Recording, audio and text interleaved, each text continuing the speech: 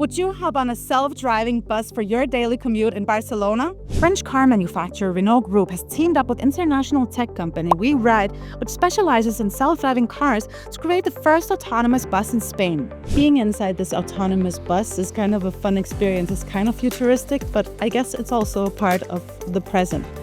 All the people who are living in Barcelona, they can test out this bus over the next couple of days. Free of charge. Is just to get on and get off. The trial route is circular, it's just over 2 kilometers long, and has 4 stops. From Gran Via, it heads north on Rambla Catalunya towards the Diagonal before turning south on Passeig de Gràcia towards the iconic Gaudí buildings, Casa Batlló and La Pedrera. But the question is it safe?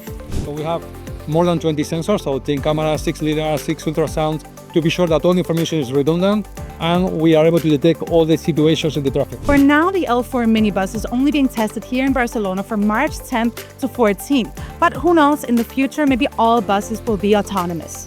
Would you hop on a self-driven bus in Barcelona? Let us know in the comments.